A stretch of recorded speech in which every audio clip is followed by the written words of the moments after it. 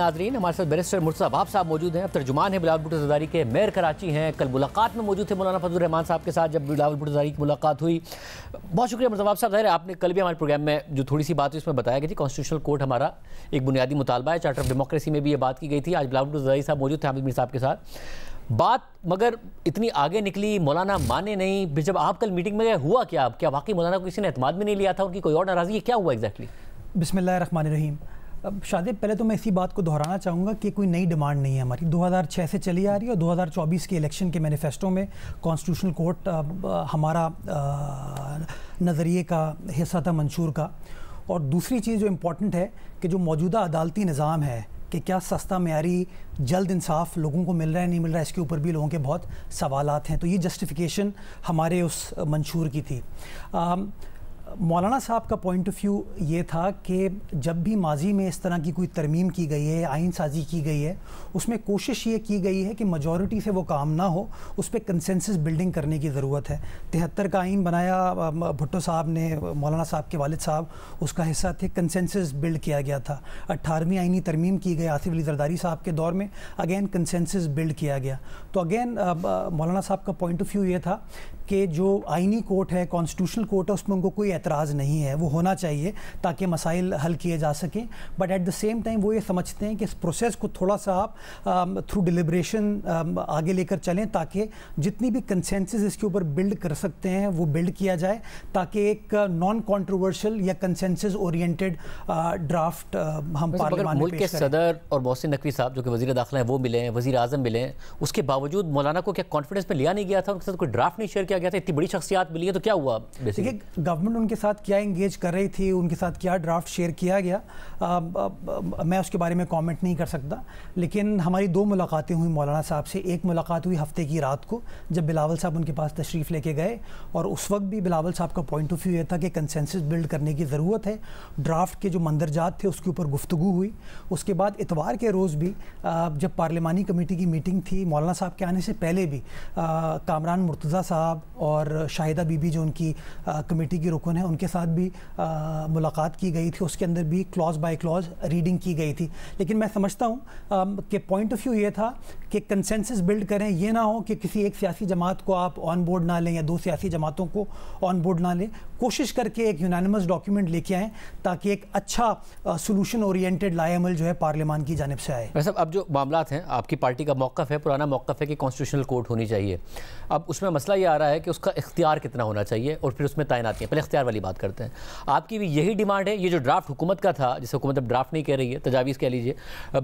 تو اس میں جتنا امپاور کیا گیا اس پر تنقید یہ ہو رہی ہے کہ ہائی کورٹس کے جو معاملات ہیں یا سپریم کورٹ جو ہے ایفیکٹولی وہ بالکل ہی ارریلیونٹ ہو جائے گی کانسٹیٹیوشنل معاملات سے بھی، اور دیگر معاملات میں بھی بہت سارا اختیار کانسٹیٹیوشنل کورٹ کے پاس چلا جائے گا۔ تو آپ بالکل مطمئن ہیں کہ ایسی ہی ہونی چاہیے؟ دیکھیں، ہمارا پوائنٹ آف ویو پہلے دن سے یہ ہے کہ جو آئینی معاملات ہیں نا، جس کا تعلق مجھ سے آپ سے نہیں ہے، ایک عام آدمی کے مسائل سے، کسی کا جائیداد کا مسئلہ ہے، کسی کا فوجداری کا مسئلہ ہے، کسی کا سکسیشن کا معاملہ ہے، پراپرٹی ڈسپیوٹس ہیں، یہ معاملات جو ہیں وہ عدالت میں حل ہونے چاہیے۔ اور جو آئینی معاملات ہوتے ہیں، 2 حکومتوں کے ڈسپیوٹ ہیں، سیاسی جماعتوں کے ڈسپیوٹ ہیں جو پولیٹیکل نیچر کے ہیں، عدالت ایک بہت ہی قابل احترام ادارہ ہے، اس کے پاس یہ کنٹروورسیز اگر جو روزمرہ کے معاملات کے ساتھ یہ چیزیں آ جائیں گی تو ایک عام آدمی کے جو معاملات ہوں گے جو میرے آپ سے پرٹین کرتے ہیں وہ سفر کرے گا۔ کل بھی جب آپ پارلیمان میں دیکھ رہے تھے، اعظم نذیر تارڑ صاحب بات کر رہے تھے تو انہوں نے کہا کہ جی ایٹ ٹائمز 10 12 15 سال لگ جاتے ہیں، لوگ اپنی سزائیں بھگتا لیتے ہیں، اس کے بعد کوئی فیصلہ آتے ہیں تب بھی سنوائی نہیں ہوتی۔ تو پوائنٹ آف ویو ہمارا یہ ہے کہ ایک ایسا ڈاکیومنٹ ہو، ایک ایسا ادارہ، اور میں آپ کے ساتھ اس کے مندرجات شیئر کرتا ہوں۔ ہمارا پوائنٹ آف ویو یہ کہ کانسٹیٹیوشنل عدالت جو ہے وہ ایک فیڈریشن کا کانسیپٹ ہم لے کے آنا چاہتے ہیں جس میں چاروں صوبوں کی ایکول نمائندگی ہو، اور اس کا جو چیف جسٹس جی اور چیف جسٹس روٹیشن پہ ہو تاکہ ہر صوبے کا چیف جسٹس جو ہے کسی نہ کسی ٹرم کو وہاں سرو کر سکیں، تاکہ یہ نہ لگے کسی ایک بھائی کی فوقیت ہے دوسرے بھائی کے اوپر، تاکہ آپ چیزوں کو زیادہ بہتر انداز سے آگے لے کر چل سکیں۔ اور اس کا کیا ہو اس میں اب جو حکومت کا پروپوزل تھا اس میں تو یا نون لیگ کا کہہ لیجیے کہ اس میں تو سارے معاملات جس میں ایک پارٹی پر پابندی لگانا نہ لگانا، یہ والے معاملات، پھر جو بھی اگر پہلے بھی پینڈنگ معاملات ہیں وہ بھی سارے کے سارے شفٹ ہو جائیں، پوائنٹ بائی پوائنٹ چلے نا۔ ابھی آرٹیکل 17 جو ہے آئین کا، جو کہ پولیٹیکل پارٹیز کی فارمیشن اور ڈیزولوشن کی بات کرتا ہے. اس میں لکھا ہوا ہے کہ یہ فیصلہ جو بھی حکومت کرے گی, الیکشن کمیشن کرے گی, وہ ایونچولی جو ہے اس کو ریٹیفائی کرانا ہے آپ کو, یا اپروو کرانا ہے سپریم کورٹ سے. اگر آپ کہتے ہیں کہ آئینی عدالت ہوگی, سپریم کورٹ جو ہے وہ نارمل معاملات دیکھے گی اور آئینی عدالت جو ہے وہ کانسٹیٹیوشنل میٹرز کو دیکھے گی, تو لاجیکل چیز یہ ہے کہ وہ معاملہ پھر سپریم کورٹ کے پاس نہیں جائے گا, اس فیڈرل کانسٹیٹیوشنل کورٹ کے پاس جائے گا. جتنی بھی ترامیم ہے نا اس کو, کیونکہ اگر فنکشنز پہ آپ کا اتفاق ہے گورنمنٹ کے ساتھ, تو جو تعیناتی ہے سی او ڈی اس طریقے کی تعیناتی نہیں کہتا. جوڈیشل کمیشن کا جو اتنا بڑا ڈومین وہ بتاتا ہے کہ جوڈیشل کمیشن میں کون کون لوگ ہوں گے, اس کے ممبرس ہوں گے. حکومت جو پھر کانسٹیٹیوشنل کورٹ کے ججز کی تعیناتی کی بات کرے, اس میں حکومت کا بہت زیادہ اختیار ہے. اگر وہ پارلیمانی کمیٹی بھی بنا رہے ہیں تو اس میں بھی اپوزیشن اور حکومت کی ایکول ریپرزنٹیشن نہیں ہے, تعیناتیاں ہو رہی ہیں. تو اس تعیناتی سے بھی آپ مطمئن نہیں ہیں؟ وہ ٹرانسپیرنٹ ایسا پروسیس ہونا چاہیے کہ جس پہ حکومت کا جھکاؤ بہت زیادہ نہ ہو. چلیں اس کو آپ ذرا ایکویٹ کر لیں. اگر امریکہ کو آپ دیکھیں تو امریکہ میں جو ان کا سپریم کورٹ ہے اس کی تعیناتی حکومت کرتی ہے, صدر ان کا کرتا ہے, اور اس کے بعد اس کو ریٹیفائی کرانا پڑتا ہے کانگریس سے. پاکستان کے اندر 18ویں آئینی ترمیم سے پہلے یہ اختیار صدر مملکت کے پاس تھا کہ وزیر اعظم کی ایڈوائس پہ اور کنسلٹیشن ود چیف جسٹس وہ تعیناتی کرتے تھے. 18ویں آئینی ترمیم میں پیپلز پارٹی نے ایک بیلنس کریٹ کرنے کی کوشش کی کہ انہوں نے 2 فورم بنائے. ایک فورم تھا جوڈیشل کمیشن کا اور ایک تھا پارلیمنٹری کمیشن کا, کہ جوڈیشل کمیشن کے پاس پہلے وہ نام آئیں گے, وہ نام کے بعد فیصلہ کرے گی, اور فیصلہ کرنے کے بعد وہ ریٹیفیکیشن کے لیے پورے پارلیمان نہیں بٹ پارلیمانی کمیٹی کے پاس بھیجے گی. ہوا یہ جو افتخار چودھری صاحب کے دور میں ایک روٹین تھا کہ عدالت میں کوئی کیس فائل ہوتا اور پھر فیصلہ آ جاتا, تو ایک منیر بھٹی کیس فائل ہوا 2011 میں, جس کے اندر سپریم کورٹ نے فیصلہ یہ کیا کہ نہیں, پارلیمانی کمیٹی جو ہے نا وہ کچھ نہیں کر سکتی, یہ کام جو ہے جوڈیشل کمیشن کو کرنے کی ضرورت ہے, اور حکومت کو پھر مجبوراً 19ویں ترمیم کرنی پڑی, جس کے بعد پارلیمانی کمیشن بالکل ختم ہو گیا اور سارا کام جو ہے وہ چیف جسٹس صاحبان کے پاس, اور نون لیگ اس وقت اس طرف کھڑی ہو گئی نیچرلی. تو ہم یہ سمجھتے ہیں ایک بیلنس ہو, اس بیلنس کے اندر جو آپ کی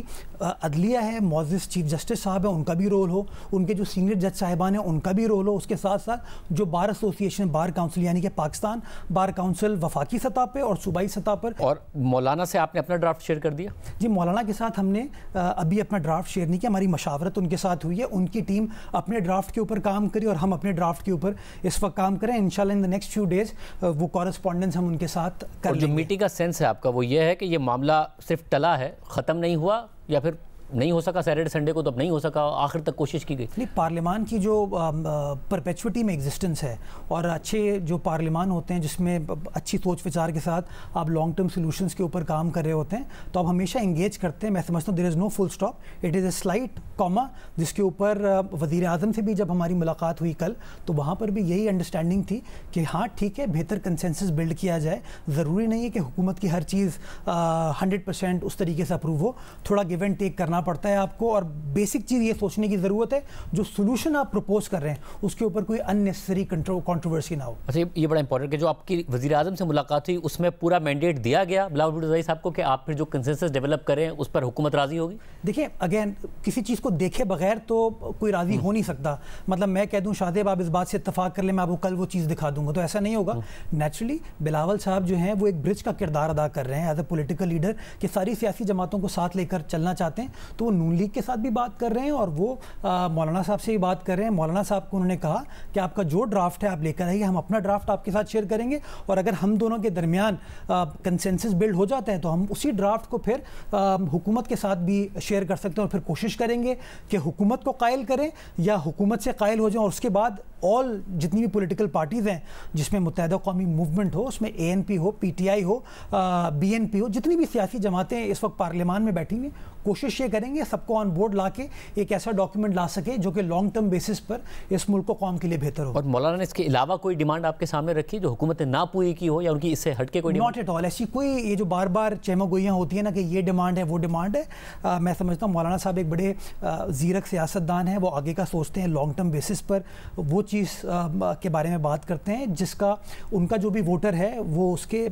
مفاد میں ہو. نیچرلی اس ملک سے بڑھ کر کوئی چیز ہمارے لیے نہیں ہے, اور بلاول صاحب بھی یہی چاہتے ہیں کہ تمام لوگوں کو ساتھ لے کر ہم آگے چل سکیں.